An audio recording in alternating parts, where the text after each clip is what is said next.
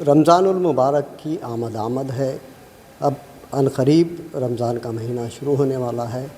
ہمارے ساتھ مفتی ولید صاحب ہے، ان سے جاننے کی کوشش کرتے ہیں کہ رمضان کی کیا اہمیت و افادیت ہے اور کن چیزوں کا خیال رکھنا چاہیے۔ جی مولانا محترم، بہت بہت استقبال ہے آپ کا ایشیا ایکسپریس میں۔ رمضان کی اہمیت و افادیت پہ روشنی۔ السلام علیکم ورحمۃ اللہ وبرکاتہ۔ رمضان المبارک کا مہینہ بڑا بابرکت مہینہ گئے، بڑا قیمتی مہینہ گئے، عظمتوں والا مہینہ گئے۔ اللہ رب العزت کے نزدیک تمام مہینوں میں سب سے افضل مہینہ رمضان المبارک کا گئے، اس لیے کہ اس کی نسبت اللہ رب العزت نے اپنے کلام کی طرف کی ہے۔ قرآن کریم میں فرمایا شہر رمضان الذی انزل فیہ القرآن، کہ اللہ رب العزت نے رمضان المبارک کے مہینے میں قرآن کریم کو نازل کیا گیا اور اس کے اندر شب قدر رکھی گئے جو 1000 راتوں سے افضل گئے، اس لیے یہ مہینہ بڑا افضل گئے۔ اللہ رب العزت نے اس کے ایک ایک منٹ کو، ایک ایک لمحے کو بڑا قیمتی بنایا گیا، لہذا ہم رمضان المبارک کی آمد گئے تو اس کے لیے ابھی سے تیاری کریں۔ اللہ کے رسول صلی اللہ علیہ وسلم رجب اور شعبان کے مہینے سے رمضان المبارک کی تیاری کرتے تھے۔ اللہ کے رسول دعا کیا کرتے تھے اللہم بارک لنا فی رجب و شعبان وبلغنا الی رمضان، کہ اللہ ہمارے رجب اور شعبان کے مہینے میں برکت عطا فرمائیے اور ہمیں رمضان المبارک کے مہینے تک پہنچائیے۔ اس سے پتہ چلتا ہے کہ اللہ کے رسول صلی اللہ علیہ وسلم رمضان کے مہینے کا انتظار 2 مہینے پہلے سے اس کے تیاری میں لگ جاتے تھے، لہٰذا یہ بڑا قیمتی مہینہ ہے، ہم اس کا ایک ایک لمحہ اور ایک ایک منٹ ضائع نہ کریں۔ مولانا مجھے یہ بتائیے، رمضان کو 3 حصوں میں تقسیم کیا گیا ہے، رحمت بھی ہے، مطلب جہنم سے نجات بھی ہے، تو اس پہ ذرا۔ ہاں، رمضان المبارک کے مہینے کو اللہ رب العزت نے 3 اشروں میں تقسیم کیا ہے۔ پہلا اشرہ اس کا رحمت کا بنایا گیا، جس کے اندر رحمت اللہ کی خوب نازل ہوتی ہے۔ دوسرا اشرہ مغفرت کا بنایا گیا۔ تیسرا اشرہ جو ہے جہنم سے خلاصی کا گیا۔ تو ہم یہ 3 اشروں کے اندر اللہ رب العزت پہلے اشرے میں خوب رحمت نازل کرتے گئے تو ہم اللہ رب العزت سے اپنی رحمت مانگے۔ دوسرے اشرے میں مغفرت، اور اللہ کے رسول صلی اللہ علیہ وسلم نے مغفرت کے تعلق سے فرمایا کہ ہلاکت و بربادی ہے اس شخص کے لیے جس نے رمضان المبارک کا بابرکت مہینہ، قیمتی مہینہ پائے اور اپنے آپ کی مغفرت نہ کرے۔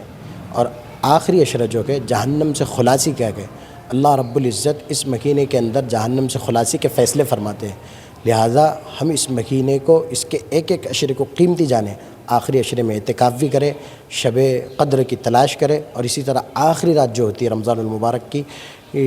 جس دن چاند نظر آ جاتا ہے، لیلۃ الجائزہ، یہ انعام والی رات ہوتی ہے کہ فرشتے اس رات میں زمین پر اترتے گئے اور لوگوں کے لیے جو بھی عبادت کرتا گئے اللہ رب العزت کے نزدیک اس کا سارا اعمال پہنچاتے گئے، اور فرشتے اس سے یعنی اس کے لیے سلام پیش کرتے گئے، اور آ کر جو عبادت میں لگا ہوا ہوتا ہے کہ اللہ کے حضور اس کی حاضری بڑھتے ہیں۔ لہٰذا ہم 3 اشروں کو غنیمت جانیں اور اس کو ضائع نہ کریں۔ جیسا کہ یہ مہینہ صبر کا ہے، غمخواری کا ہے،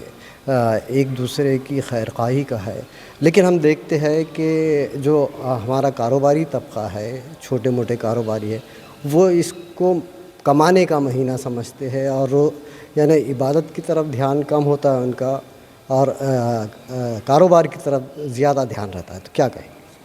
یہ مہینہ جو ہے صبر کا ہے، شکر کا ہے، ہمدردی کا مہینہ ہے، اخوت بھائی چارے کا مہینہ ہے، لہذا اللہ رب العزت نے اس مہینے کو قیمتی بنایا تو ہمارا فرض یہ ہے کہ پہلے ہم اپنے آپ کو عبادت کے لیے فارغ کریں، اور مالدار حضرات اپنے زکوٰۃ، صدقات، عطیات نکال کے غریبوں کی، بے کسوں کی، بیواؤں کی، یتیموں کی، ان کی مدد کریں۔ اور جو عام طبقہ ہے جو یہ سمجھتے ہیں کہ اس مہینہ سیزن کا مہینہ، یہ مہینہ سیزن کا ضرور گئے لیکن عبادت کے سیزن کا مہینہ گئے، اس کے اندر ہم کاروبار بھی کریں، اللہ رب العزت رزق میں برکت عطا کر دیتے ہیں کاروبار میں، ظاہر سی بات ہے ان کا کاروبار روزمرہ کا ہے، لیکن ہم اس مہینے کے اندر اپنے وقت کو تقسیم کر دیں۔ شروع کا وقت صبح کا وقت اور تہجد کا وقت عبادت کے اندر لگائے، کچھ وقت گھر کے لیے دے اور کچھ وقت اپنا تجارت، لیکن کاروبار میں لگ کر یہ نہ ہو کہ ہماری تراویح ضائع ہو جائے، ہماری نمازیں چلے جائے، ہماری قرآن کی تلاوت نہ ہو، صرف آدمی اسی کے اندر لگا رہے اور گناہوں کے اندر پڑ جائے۔ ہم اس مہینے کے اندر گناہوں سے بھی بچے اور اپنے آپ کا ایک ٹائم ٹیبل سیٹ کرے۔ ان کاروبار حضرات کے لیے خاص طور سے کہ اپنا ٹائم ٹیبل بنائے، اپنے کچھ حصہ عبادت کے لیے دیں، کچھ حصہ آرام کے لیے اور کچھ حصہ تجارت کے لیے۔ اب ایک سوال یہ ہے کہ ہماری مائیں بہنیں جو ہے ہماری گھروں میں جو خواتین ہیں اس مہینے میں ان کا زیادہ تر وقت چولہا چکی میں اور سحر و افطار کی تیاری میں چلا جاتا ہے، یعنی رات میں سحر کی تیاری کرنا ہے اور صبح میں افطار کے لیے لگ جانا ہے۔ تو انہوں نے کیسے عبادتوں کا اہتمام کرنا چاہیے، کیسے وقت نکالنا چاہیے، خاص کر کے گھریلو خواتین؟ گھریلو خواتین کے لیے بھی اللہ رب العزت نے یہ جو وقت عطا کیا ہے اس میں بڑے برکت رکھی ہے، اور گھریلو خواتین جو سحر اور افطار کے لیے مرد حضرات کے لیے اور گھروں کے لیے سب کے لیے جو کھانا بناتی ہے یہ بھی ان کا عبادت ہے، لیکن یہ نہیں کہ صرف اسی کے اندر لگ جائے عبادت سمجھ کر، یعنی قرآن کی تلاوت چھوٹ جائے، ذکر کا اہتمام چھوٹ جائے، نوافلوں کا اہتمام چھوٹ جائے، روزے کی طرف توجہ نہ رہے، نہیں بلکہ ہم پوری عبادتیں کریں، قرآن کی تلاوت بھی ہو ہماری، اور اسی طرح ذکر کا اہتمام بھی ہو، اور کھانا بناتے وقت ہماری زبان پہ اللہ کا ذکر جاری رہے گا۔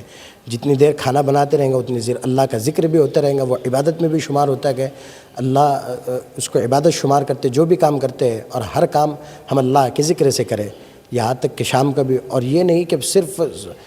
شام کا افطار کی تیاری کرنا ہے تو آدمی 2 بجے سے ہی اس کی تیاری کے اندر لگ جائے، بلکہ نہیں، افطار اللہ کے رسول صلی اللہ علیہ وسلم نے فرمایا افطار سے وقت تھوڑی دیر پہلے دعائیں قبول ہوتی ہے، لہٰذا ہم وہ وقت کو فارغ کر دیں افطار سے تھوڑی دیر پہلے، اور پورا گھر مل کے خواتین سب کو اپنے چھوٹے بچوں کو لے کر بیٹھے، گھر کے تمام افراد کو لے کر بیٹھے اور دعاؤں کا اہتمام کریں۔ جو حالات چل رہے اس حالات کے لیے بھی مانگے، ہر ایک کے گھر میں کچھ مسئلہ چل رہا ہے اس مسائل کے لیے بھی مانگے، اور صرف ہم کھانے پکانے میں نہ لگے رہے، وہ بھی عبادت ہے جب ہم اس کو اچھی نیت سے کریں گے، روزے کی نیت سے کریں گے، اور ہمارا ذکر کا اہتمام بھی جاری رہے، اور ٹائم ٹیبل ہم ضرور بنائیں کہ اس وقت میں ہمیں تلاوت کرنی ہے۔ مولانا شیخ زکریا رحمۃ اللہ علیہ جنہوں نے فضائل اعمال لکھے، ان کے گھر کی خواتین یعنی گھر کا کام کاروبار کاج کرتے ہوئے پورے رمضان المبارک کے مہینے میں 10 سے 15 قرآن مجید مکمل کیا کر لیتی تھی، اور یہ میں بھی تحدیث بن نعمہ کے طور پر کہہ رہا ہوں کہ میرے اپنے گھر کی خواتین بھی گھر کا کاروبار کام کش کرتے ہوئے 10 سے 12 قرآن مکمل کرتی ہیں۔ میری والدہ ہر رمضان میں 8 قرآن مجید مکمل کر لیتی ہے، اسی طرح بہنیں بھی 5-5 7-7 8-8 گھر کا کام کرتے ہوئے۔ لہٰذا ہم اپنے وقت کو اگر قیمتی بنائیں تو ہر اعتبار سے وقت نکلتا ہے، تو ہم ٹائم ٹیبل بنا کر ضرور رمضان کا ایک لمحہ ایک منٹ کو ضائع نہ کریں۔ رمضان میں عموماً یہ دیکھا جاتا ہے کہ 12-15 رمضان سے جو ہے تو بازار میں خواتین کا ازدحام ہوتا ہے، خریداری ہوتی ہے، بہت ساری چیزیں ہیں، لوازمات ہیں، لیکن اسی کو رمضان کی رونقوں کا نام دیا گیا ہے۔ اس پہ نہیں، یہ بالکل غلط بات ہے کہ ہم رمضان المبارک کے مہینے میں صرف خریدی کے بنا دیں، بلکہ عید کی خوشی ہر ایک کو ہونا چاہیے۔ وہ رمضان المبارک کے مسلمانوں کے لیے 2 عیدیں گئے، لیکن یہ نہیں کہ رمضان کا مہینہ خریدی کے لیے، بلکہ رمضان سے پہلے ہم رمضان کی خریدی کر لیں، اور رمضان کا پورا مہینہ عبادتوں کے لیے، اللہ کو راضی کرنے کے لیے، اللہ کے رسول صلی اللہ علیہ وسلم کے بتائے ہوئے طریقے پر عمل کرنے کے لیے فارغ کرے۔ یہ آج کل جو بہت غلط بات ہے کہ آخری عشرہ ہم نے صرف خریدی کے نام پر جو چلے جاتے ہیں، گھر کی خواتین شام سے نکل جاتی ہے، مغرب عشاء کی نماز تراویح وہ سب ضائع ہو جاتی ہے، یہ بالکل غلط بات ہے۔ ہم اس سے بچیں، اور ہم سب کو یہی پیغام دیں گے کہ رمضان المبارک کا مہینہ خرید و فروخت کا مہینہ لگی ہے، یہ مہینہ عبادتوں کا مہینہ ہے، یہ مہینہ اللہ کو راضی کرنے کا مہینہ ہے، یہ مہینہ ٹریننگ کا مہینہ ہے کہ ہم اپنے آپ کو ٹرین کریں کہ کس طرح گناہوں سے بچے رہیں۔ جیسا رمضان المبارک کے مہینے میں بچتے گئے، اسی طرح سال کے 11 مہینے بھی ہم گناہوں سے اپنے آپ کو بچائیں اور اللہ کو راضی کرنے والے اعمال کریں۔ دیکھنے میں یہ بھی آیا ہے کہ ہمارا جو اہل ثروت طبقہ ہے وہ رمضان کے مہینے میں زکوٰۃ نکالتے ہیں، صدقات نکالتے ہیں، غریبوں مسکینوں کی مدد بھی کرتے ہیں، لیکن حالیہ برسوں میں یہ رجحان بڑھا ہے کہ وہ ہے تو اس کو نمایاں طور پہ پیش کر رہے ہیں، اس کو ہے تو اخباروں میں شائع کر رہے ہیں، تو یہ کتنا مناسب ہے؟ ہاں، ہمارا بڑا طبقہ جو ہے غریبوں کی مدد کرتا ہے کہ عطیات نکالتے ہیں، زکوٰۃ نکالتے ہیں رمضان المبارک کے مہینے میں، اور اللہ رب العزت، بہت اچھی بات ہے، اللہ رب العزت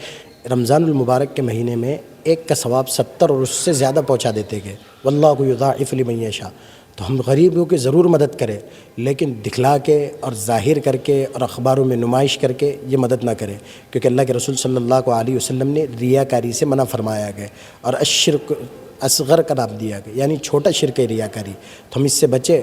ہاں، اگر کسی ہمارے دوست ہے، اگر کسی کو یہ ہوتا ہے کہ ترغیب کے لیے یہ عمل کیا جاتا ہے تو ہم کسی کے سامنے دکھلا کر تاکہ ہمارے دوست کے دل میں بھی یہ بات جاگے یا زبان سے ظاہر کر کے کہ بھئی ہمیں زکوٰۃ دینا ہے، ہم نے حساب کر کے رکھے، آپ نے حساب کر کے رکھے، اگر ترغیب کے لیے ہے تو ٹھیک ہے، لیکن ریاکاری اور دکھلاوے کے لیے بالکل یہ غلط ہے، اس کا ثواب نہیں ملتا کہ اللہ کے رسول صلی اللہ علیہ وسلم نے دکھلاوے سے اور ریاکاری سے منع فرمایا ہے۔ دوسری بات کہ ہاں یہ رمضان المبارک کا مہینہ گئے، اہل ثروت حضرات جن کو اللہ رب العزت نے مال عطا کیا گئے تو وہ اپنی زکوٰۃ کا حساب لگا کر لیا۔ ایک بڑا طبقہ جو ہے اپنے مال کا حساب نہیں لگاتا ہے، بس ایسی زکوٰۃ نکال دیتے گئے اور زکوٰۃ ادا نہیں ہوتی ہے اگر مستحق تک نہ پہنچے۔ ہم زکوٰۃ حساب کر کے بھی نکالیں، دوسری چیز جب اس کو پہنچا رکھے گئے تو مستحق افراد ڈھونڈ کر پہنچائے۔ سب سے پہلے رشتہ داروں کا حق ہے، اگر رشتہ داروں کے اندر کوئی غریب گئے، پھر اس کے بعد دوسروں کا حق ہے، رشتہ داروں کو دینا دوہرا ثواب ہے، اسی طرح دین کے کاموں میں مدرسے کے اندر دینا دوہرا ثواب ہے، اور اسی طرح پھر ہم دوسروں کو لیکن اس کے اندر تلاش کر کے دے، اگر صحیح مستحق تک زکوٰۃ پہنچیں گی تو زکوٰۃ ادا ہوں گی، ورنہ زکوٰۃ ادا نہیں ہوگی۔ بہت بہت شکریہ۔ تو جیسا کہ آپ نے سنا، رمضان المبارک کا مہینہ برکتوں، نعمتوں اور رحمت کا مہینہ ہے، یہ ہماری آگ سے نجات کا بھی مہینہ ہے۔ اب یہ ہم پر منحصر کرتا ہے کہ ہم اس بابرکت مہینے سے کتنا فیض پاتے ہیں۔ اظہر الدین، ایشیا ایکسپریس، اورنگ آباد۔